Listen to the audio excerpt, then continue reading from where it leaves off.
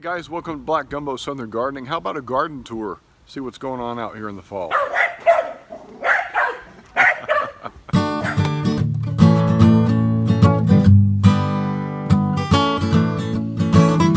Okay, so what's happening in my garden in the fall? It's October the 30th and it's getting cold. In fact, a cold front is coming through right now. It's getting chilly. It's going to go down to 41 tonight. And yeah, how does that affect gardening? Well, it slows everything down. So, fall garden overview. It's not lush like it was in the spring, but there's stuff growing out there. And that's part of gardening, is watching things shut down and close up shop and go dormant for the winter. We'll be able to grow things that make it through the winter. So a fall garden can be really slow. These plants here, all these cabbages, have been ready to be hardened off, and I started hardening them off last week, but ever since I don't know, maybe 5 days ago, we've not had any sun in the sky. It's been overcast and I can't really get these hardened off to the sun, and that means they've sat out here under this light for about 5 days now with no good sun, no growth, no real, vigorous growth, and they're starting to turn yellow a bit. That means there's deficiencies either in light, in nutrition, whatever it is. It's not good for these plants. So I got to get them in the ground soon. So what I've done with my seedlings here, which of course, since I'm on autofocus and auto exposure, you can't see, I've given them a bit of fish emulsion. That's high in nitrogen. That ought to help develop leaf growth and maybe green them up a bit. That's my hope, at least. I've given them a half a dose of a liquid fertilizer, water-soluble fertilizer.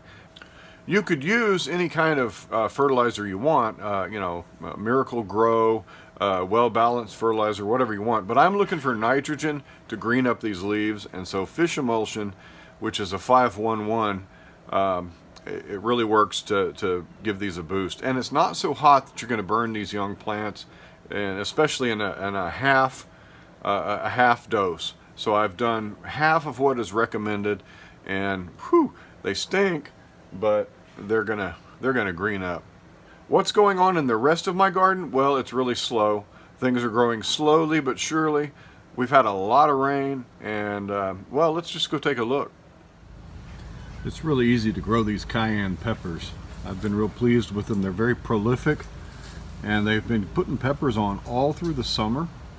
And I've been harvesting them and drying them and grinding them up and making cayenne pepper powder with them.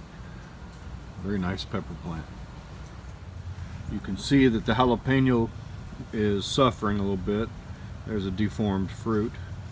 The leaves are lacking nutrition. And I had not really fertilized this plant much through the summer, but I've added some fertilizer in there. Might trim it back a bit. These pepper plants generally grow through our winter, but they get real stressed out, and this is pretty average.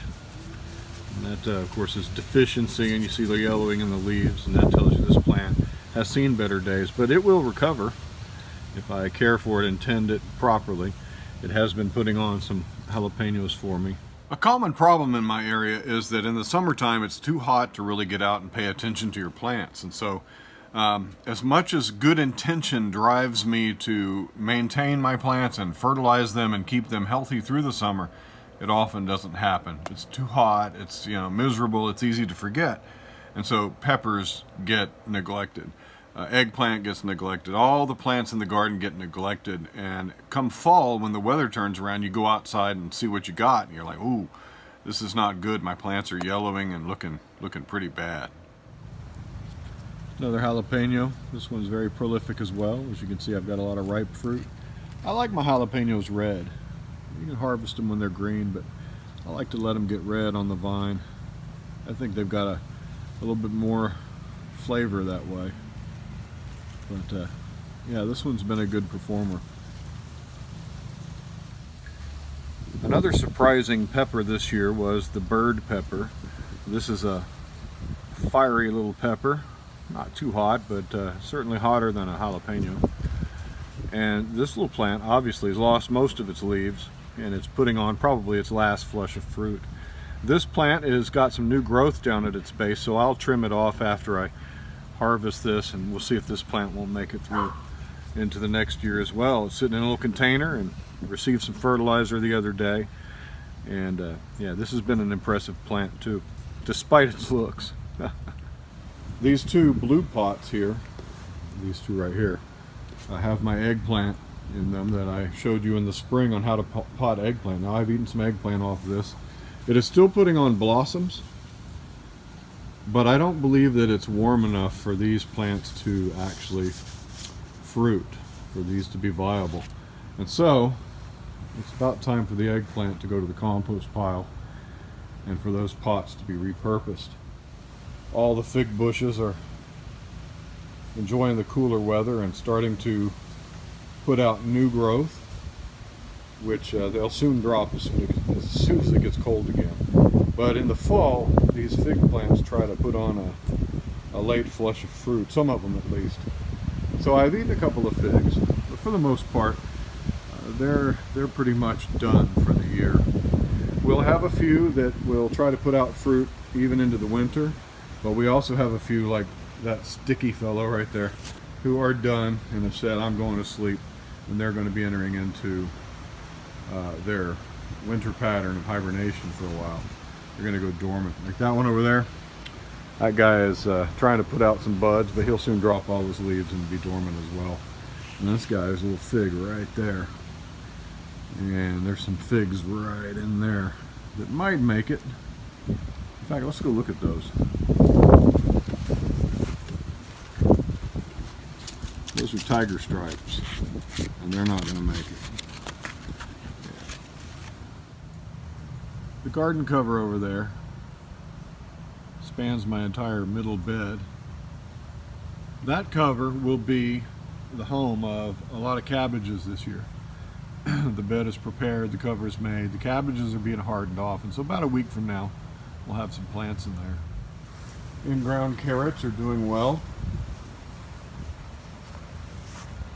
When I have some time, I'll come out here and I'll take the snips and I'll go along here and I'll thin these carrots out.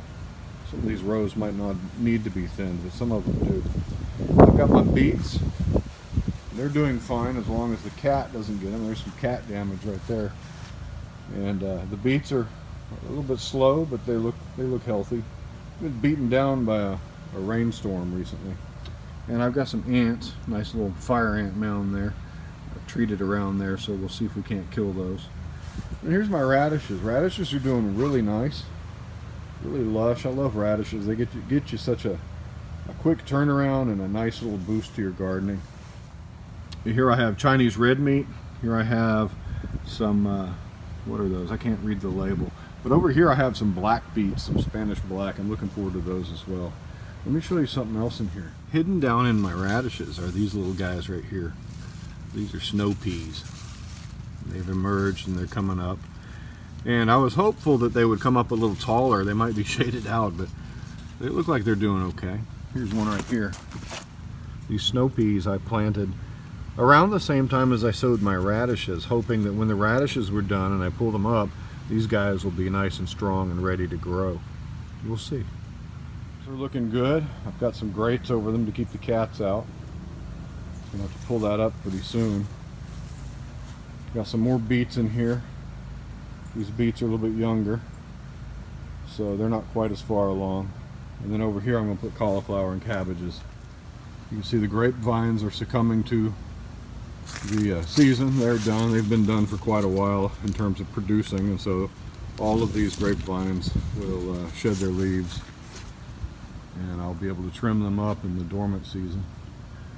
Come and tend the vines. They're all intertangled here and they've grown together, grabbed each other. They're not keeping their hands to themselves, so I'll have to come in and help these vines out a bit. The okra is still putting on okra. Lots of red okra here. You can see that's a perfect size for eating right there. So is that one.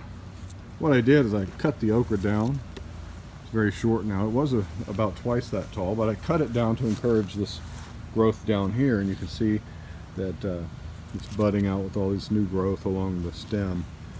All this stuff right in here is all new growth. So yeah, you can prune okra. You can chop it back and it'll keep growing. I don't know how long it's going to produce okra for me. I'm going to let it go through the winter before I reuse these containers. But hey, if I can get some okra off it in the fall, that would be great. Lemon tree is starting to ripen up. Got tons of lemons all buried in here. This is a Meyer Lemon. And this lemon tree has been serving us well. It's much taller than me now. I'm going to have to trim it back. I always want this tree to be about the size of me, as tall as I am, so we can get in there and take care of it, and so we can prune it down and so that it doesn't get unruly. No need to have a gigantic fruit tree.